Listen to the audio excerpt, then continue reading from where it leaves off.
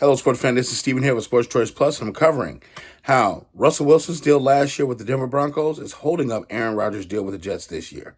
Before I get right into that, I want to make sure you're subscribed to the YouTube channel so you can get all the breakdowns and all the updates and every single detail each and every time I have videos here at Sports Choice Plus.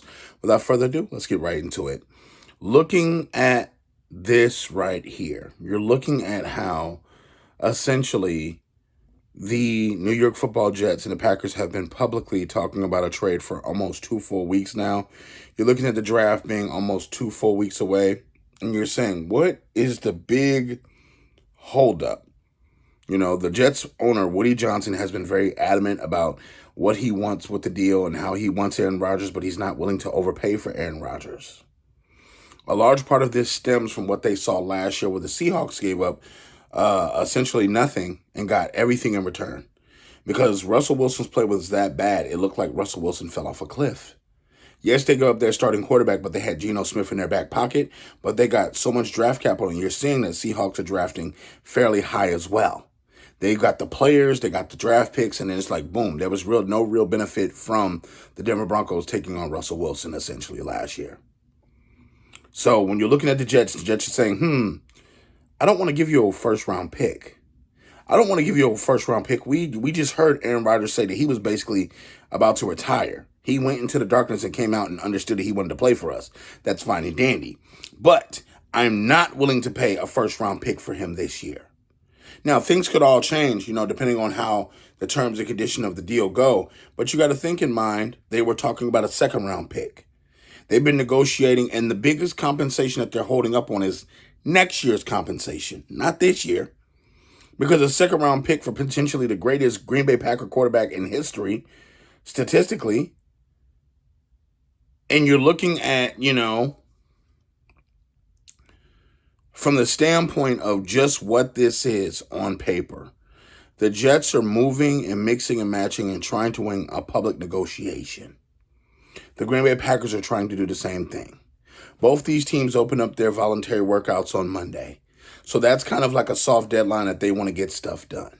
I don't think a deal is going to be done by that point, but I think that they're striving to get at least something done or something transitioning towards the NFL draft. They would like to open camp with Jordan Love as the quarterback of the Packers, the starting quarterback, and Aaron Rodgers as the starting quarterback of the New York Football Jets. They would love nothing more than that to get both these guys in there in their starting roles, in their starting positions, in namesake and physically, and to make sure that this deal goes off without a hitch. The longer we wait towards the draft, the longer the deal may not get done with this. We know that the second-round pick is going to be the basis of this trade.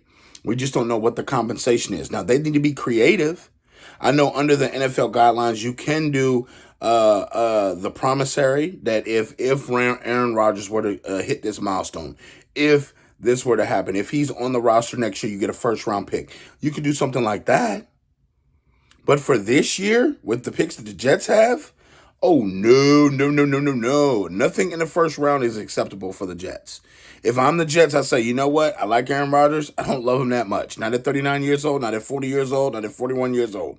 Not that. You're not trading for a Lamar Jackson that's 25 years old. You're trading for a guy that potentially could play 1 year, get hurt, and that's it. You could potentially have a guy that's one and done. You're paying for a rental. You're not paying for a lifetime achievement award of what he's done. The Jets are in win now mode. So you have to be smart about your draft capital. You have to be smart about what you're doing. You have to be smart about the perception publicly. You don't want to sell the franchise to get a guy for 1 year. You don't want to mortgage your future and then be stuck like they were when they had Brett Favre as a quarterback. Remember that? When the Packers made it possible for Favre to leave? So essentially, you got to think about this. Woody Johnson was here during that Brett Favre era. He's here now for this era. He see what Zach Wilson does. And you got to ask yourself, do you really trust Zach Wilson to lead your franchise into the future? Will Zach Wilson even be on this team after the draft? So it's a number of things that go into that. But that's the reason, that's the biggest reason I feel that this deal is being held up. And I feel like at this point in time, you got to think it's a race against time because the Jets could, depending on what goes on, the Jets could end up trading into the draft and looking to get a quarterback. So the Packers, the Jets, they're on the clock right now. It's just a big game of chicken. Who's going to blink first? So all you Jets fans, all you Packers fans, NFL fans, what do you think they should do? Get in the comment section. Let me know. Do you think that they should trade a first-round pick, second-round pick? What is your perfect package if you're the Jets trading for Aaron Rodgers? If you're the GM of the Packers or you're the GM of the Jets, what is your perfect solution to get this done? I want you to play GM in the comment section right now. Definitely check out Sports Choice Plus for all the breakdowns and all the updates. And we'll see you on the next video.